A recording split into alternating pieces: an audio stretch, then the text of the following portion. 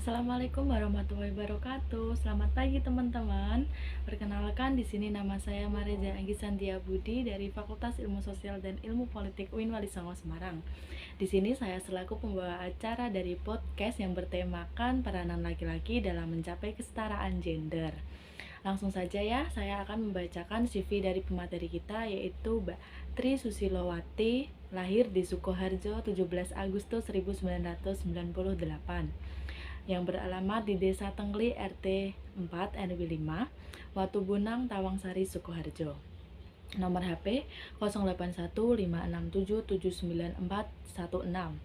Pengalaman organisasi yaitu yang pertama HMJ Sosiologi, yang kedua Koordinator Biro Keperempuan Rayon Visip tahun 2020-2021. Pendidikan yang pertama MIM Ngadirejo, yang kedua SMP Negeri 2 Tawangsari, yang ketiga SMA Negeri 1 Tawangsari. Yang keempat yaitu di UIN Wali Songo Semarang. Di sini saya akan memberikan gambaran-gambaran umumnya dari tema yang sudah saya bacakan tadi, yaitu mengenai kesetaraan gender. Di sini kesetaraan gender sendiri yaitu menjadi anggapan terhadap semua orang pada kedudukan yang sama atau sejajar, yaitu adil, baik itu laki-laki maupun perempuan ya. Dalam situasi setara ini tidak adanya diskriminasi dalam memperoleh kesempatan dalam alokasi sumber daya manfaat dalam mengakses sebuah pelayanan. Dari gambaran itu, di sini kita dari kelompok 129 sudah menyiapkan beberapa pertanyaan-pertanyaan yang akan diberikan kepada narasumber kita, yaitu Mbak Tri Susilowati, untuk menjawab tanya jawab dari acara podcast. Bismillahirrahmanirrahim. Izinkan saya menjawab pertanyaan yang pertama ya. Apa yang harus dilakukan perempuan agar bisa setara dengan laki-laki? Nah, kesetaraan gender itu bukan perkara tentang laki-laki dan perempuan mereka bersaing ya, tapi lebih ke memperjuangkan hak kemanusiaan, di mana perempuan itu hanya ingin mendapatkan hak yang sama dengan laki-laki. Nah, menurut saya caranya agar setara dengan laki-laki yaitu dengan meningkatkan kualitas dirinya dan terus belajar. Nah, kembali lagi bahwa budaya patriarki di Indonesia itu udah cukup kental ya, maka dengan adanya kesetaraan ini perlu adanya dukungan dari laki-laki itu sendiri, karena kita tahu laki-laki ada beberapa laki-laki yang memang mereka merasa tersaingi ketika ada perempuan yang memang lebih baik darinya. Maka di sini agar terjadinya kesetaraan perlu adanya dukungan laki-laki.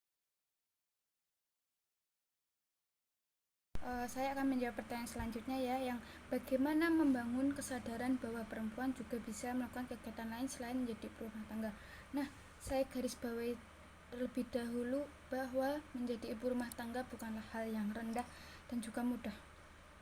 Perempuan memilih untuk menjadi ibu wanita karir ataupun ibu rumah tangga, menurut saya sama-sama hebat. Nah, perlu kita tahu juga untuk menjadi ibu rumah tangga dibutuhkan mental yang kuat dan juga ilmu yang cukup untuk mendidik putra-putrinya. Nah, perlu kita tahu pula ibu adalah madrasah pertama bagi anak-anaknya. Nah, menurut saya bagaimana agar wanita itu bisa melakukan kegiatan kecuali menjadi ibu rumah tangga? Ya, di situ perlunya kesepakatan bersama di dalam keluarga tersebut dan dukungan dari suaminya. Karena kita tahu kegiatan menjadi ibu rumah tangga tidak ada habisnya, bisa dari pagi sampai malam, dan juga kegiatannya membersihkan rumah, momong, anak ataupun hal yang lain itu juga capek ya. Nah, maka dengan itu perlunya kesepakatan di dalam rumah tangga itu, karena kita tahu beberes rumah, mengasuh anak adalah tugas istri dan suami, bukan hanya istri saja. Begitu menurut saya. Terima kasih.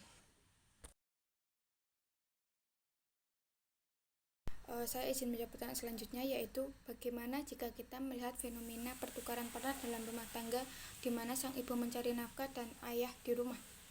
Nah, melihat fenomena tersebut menurut saya kembali lagi pada kesepakatan dalam rumah tangga mereka, karena dalam rumah tangga pasti ada kesepakatan, dan kesepakatan itu pasti berbeda-beda. Nah, memang tanggung jawab mencari nafkah adalah tugas seorang ayah.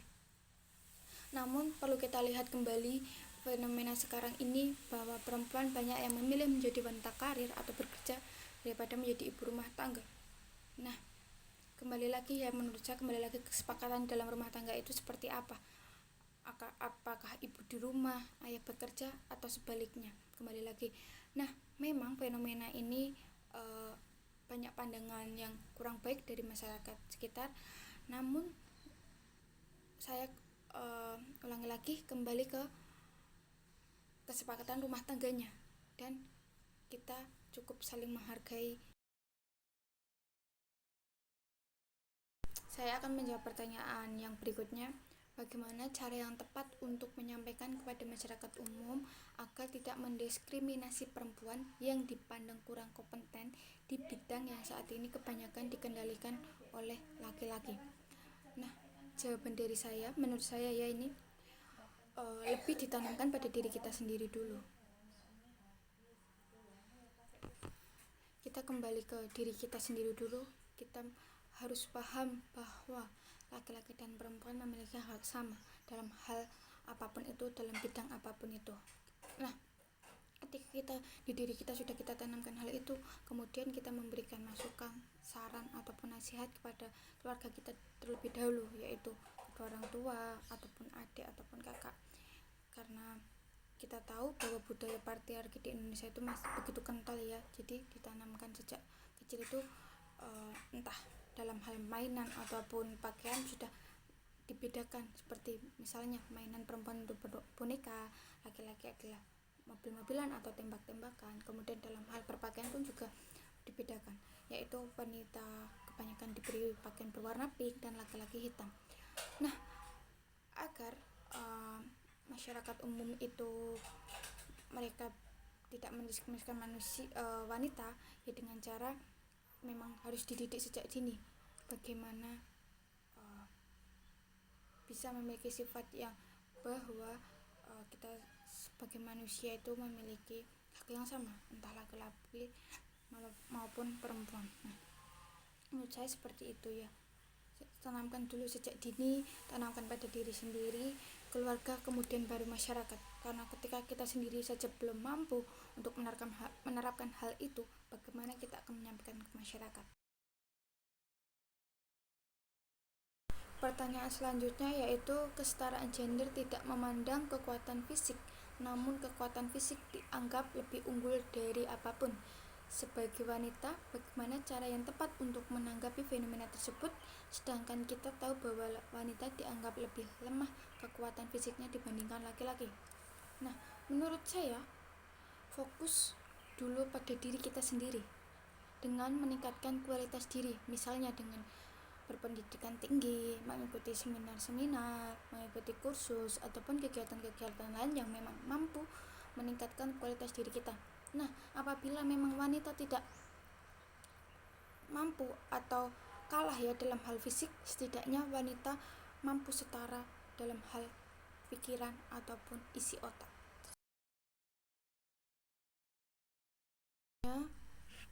Sebagaimana kita tahu, laki-laki identik dengan tulang punggung keluarga atau pencari nafkah. Apakah kita bisa menormalisasikan jika peran pencari nafkah dalam rumah tangga diganti oleh perempuan? Nah, kalau saya bukan menormalisasikannya, namun dengan catatan memang dalam rumah tangga itu ada kesepakatan yang mencari nafkah istri dan laki-laki di rumah, atau kesepakatan yang lain. Nah, atau memang si suami memang sakit keras atau memang sudah tidak mampu untuk mencari nafkah. Nah, dengan kesepakatan juga memang wanitanya mampu dan sanggup untuk memenuhi kebutuhan rumah tangga.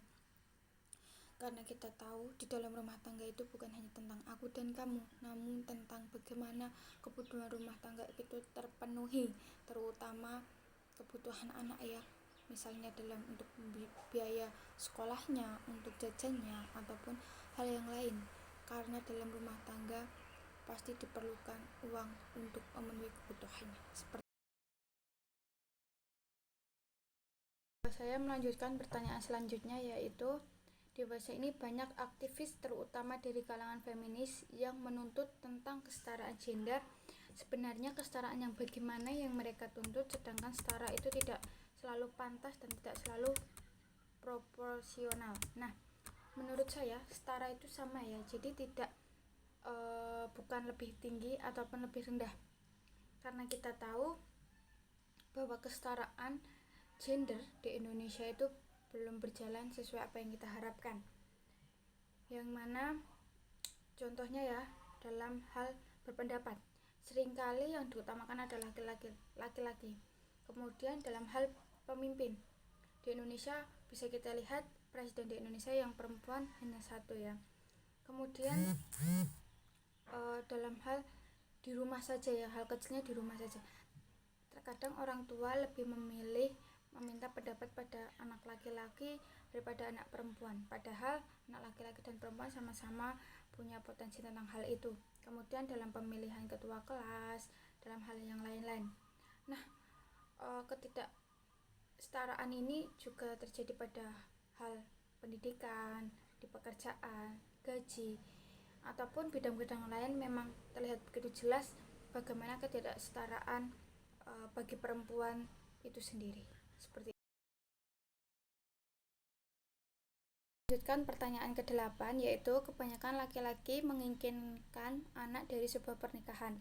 Namun belakangan ini ada tren child free di kalangan milenial yang umumnya berasal dari pihak perempuan.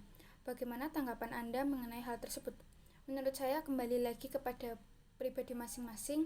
Ya, memang kita tahu bahwa tujuan menikah salah satunya untuk melanjutkan keturunan. Tapi menurut saya saling menghargai satu sama lain ya. Kemudian seorang laki-laki dan perempuan ketika mau menikah pasti ada kesepakatan bersama. Misalnya yaitu perempuan tidak menginginkan anak. Ketika laki-laki setuju ya berarti lanjut ke jenjang yang lebih serius, tapi tidak ya berarti berhenti di situ. Laki-laki dan perempuan tidak mungkin menikah langsung menikah gitu loh, pasti ada kesepakatan sebelumnya gitu.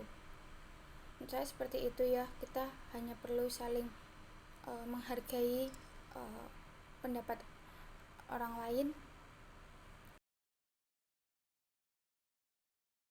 Lanjut ke pertanyaan 9, tipe laki-laki seperti apa yang cocok dan baik dalam upaya untuk mencapai kesetaraan gender? Menurut saya ya, laki-laki yang paham tentang kesetaraan gender itu seperti apa, kemudian yang memang bisa diajak untuk kerjasama dalam hal apapun, termasuk dalam pekerjaan rumah, kemudian yang mendukung wanitanya untuk berkembang, mendukung karirnya, mendukung apapun yang memang baik untuk perempuan tersebut. Kemudian juga memang yang paham betul mengenai hak-hak wanita. Seperti itu menurut saya cocok dan baik untuk mencapai kesetaraan gender. Pertanyaan ke-10, yaitu bagaimana cara menumbuhkan kepercayaan diri seorang perempuan untuk memulai dan berusaha untuk lebih unggul dalam pekerjaan yang bidang yang disukainya. Sama-sama kita tahu ada sebagian perempuan yang krisis akan kepercayaan diri padahal mempunyai potensi hal itu. Yang pertama menurut saya dengan membangun pola pikir yang positif, kemudian kenali kelebihan dan kekurangan diri sendiri, karena kita tahu tidak ada manusia yang sempurna, pasti memiliki kelebihan dan kekurangan. Nah, kemudian fokus pada langkah atau perubahan kecil terlebih dahulu. Terkadang kan wanita atau saya sendiri ya merasa kayak harus ada hasil yang langsung maksimal gitu loh, padahal untuk mendapatkan hal yang maksimal itu kita perlu adanya langkah awal dulu untuk mencapai tersebut. Kemudian lakukan hal yang disukai itu, lakukan secara perlahan terus menerus. Kemudian kita bergaul dengan orang-orang yang positif, berhenti membandingkan diri satu sama lain, karena kita tahu hidup itu hanya sawang sinawang, yang kita lihat baik belum tentu baik dan yang terlihat buruk belum tentu buruk, seperti itu. Kemudian karena kita tahu juga ya, lingkungan dan keluarga juga mempengaruhi hal tersebut, maka dengan itu perlu support dari mereka, karena kita tahu perempuan itu kan memiliki rasa malu ya. Terkadang baru memulai sudah ada penilaian buruk dari orang lain, sehingga terkadang perempuan tuh langsung down. Maka hal yang perlu dilakukan yaitu berpikir positif, dekat dengan orang-orang yang positif, dan yakin bahwa diri kita sendiri mampu melakukannya, walau perlu proses yang panjang dan tidak mudah. Pertanyaan ke-11 yaitu bagaimana cara dan langkah-langkah konkret untuk mengedukasi perempuan mengenai hak-haknya sebagai pekerja perempuan di tengah pandemi COVID-19 dan resesi ekonomi global saat ini. Nah, cara-cara atau konkretnya yaitu dengan memberikan edukasi terus-menerus mengenai hak-haknya, entah secara langsung ataupun secara online. Nah, dengan begitu maka perempuan paham betul apa hak-haknya dan juga apa yang harus dia lakukan. Selanjutnya pertanyaan 12, apa yang menjadi tolak ukur dalam kesetaraan gender? Nah, tolak ukurnya ya kesamaan hak itu, entah dalam kesamaan hak pendidikan, pekerjaan, hak pengelolaan organisasi, ataupun hak-hak lain yang memang perlu kesamaan hak tersebut. Nah, namun tolak ukur gender dalam Islam bisa dilihat pada tolak ukur maslahat maupun mudaratnya. Yang terpenting dalam moral diri seseorang yakni ketuhanan atau ketakwaan, lebih islami, amal-amalnya baik, dan keimanannya lebih kuat. Kalau tolak ukur menurut Islam seperti itu.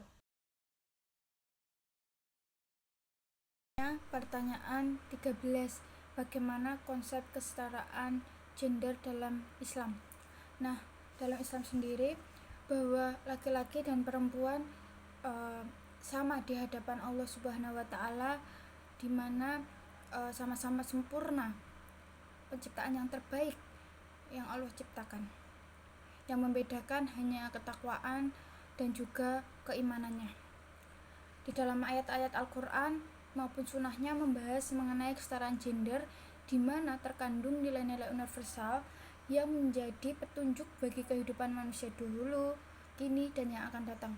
Nilai-nilai tersebut yakni nilai kemanusiaan, keadilan, kemerdekaan, dan juga kesetaraan. Kemudian maaf ya, saya membaca catatan saya karena takut nanti salah. Nah, di dalam Al-Quran terdapat dalil-dalil yang mengatur tentang kesetaraan gender. Yang pertama itu tentang hakikat penciptaan laki-laki dan perempuan. Terdapat pada surat Ar-Rum ayat 21, An-Nisa ayat 1, dan juga Al-Hujurat ayat 13. Nanti coba dilihat sendiri ya artinya dan juga ayatnya. Kemudian yang kedua tentang kedudukan dan kesetaraan antara laki-laki dan perempuan.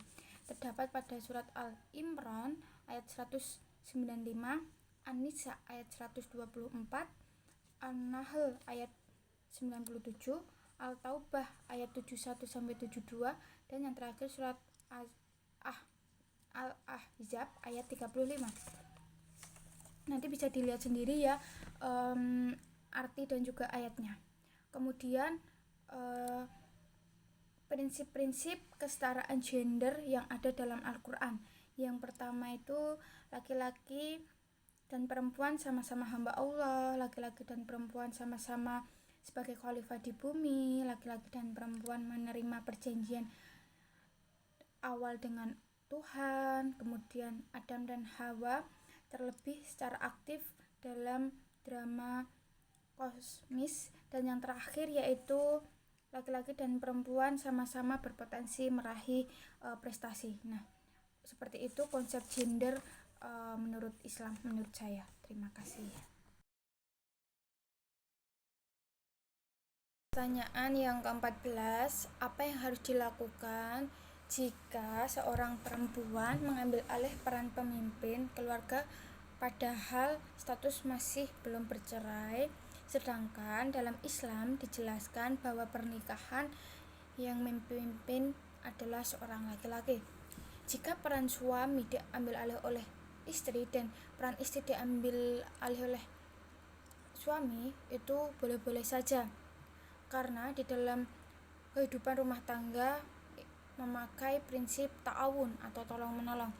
Namun seorang istri itu tidak boleh semena-mena pada laki-laki, ya nggak boleh seenaknya, dan seorang istri tuh tidak boleh menganggap dirinya pemimpin gitu loh. Dalam rumah tangga yang menjadi pemimpin tetap suami.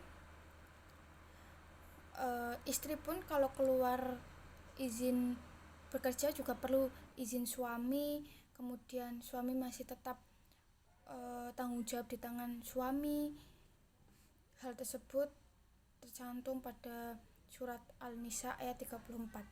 Nah, dalam rumah tangga itu tuh perlu kesepakatan ya, harus ada saling tolong menolong, ada kerjasama, ada kesepakatan. Jadi boleh-boleh saja selagi suami dan istri itu sama-sama nyaman dan sama-sama setuju atas kesepakatan tersebut. Menurut saya seperti itu. Terima kasih.